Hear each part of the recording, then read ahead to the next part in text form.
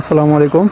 আজকে আমরা একটা নতুন মিশনে লাগবো। সেই মিশনটা হলো আমাদের এই ছাদের উপরে দেখুন, এইখানে মানে প্রচণ্ড পরিমাণে জঙ্গল হয়ে গেছে। এখানে কিছু বাগন গাছ, পুঁই শাক গাছ এবং মিষ্টি কুমড়া গাছের চারা লাগাইছিলাম। তো সেখানে আসলে পরিচর্যা না করার ফলে জঙ্গল হয়ে গেছে। আমরা আজকে চেষ্টা করব এখানটা পরিষ্কার করার। তো আজকে থেকে মিশন চালু করলাম। দেখুন কি পরিমাণ জঙ্গল হয়েছে। তো আমরা ভাবছি এখান থেকে ড্রাগন গাছগুলো আমরা কেটে দিব, যে ড্রাগন গাছের যেই ডালগুলো আছে এইগুলো আমরা চারা করব। চারা করার পরে আমরা নিচে মাটিতে লাগাবো, কারণ ড্রাগন গাছে প্রচুর পরিমাণ শক্তি লাগে, আর ছাদের উপরে আসলে এই তোলা মাটিতে ততটা শক্তি থাকে না। তো যার ফলে আমরা ড্রাগন গাছটা কেটে দেবো এবং নিচেই আমরা লাগাবো। তো এই হচ্ছে আমাদের হাতিয়ার।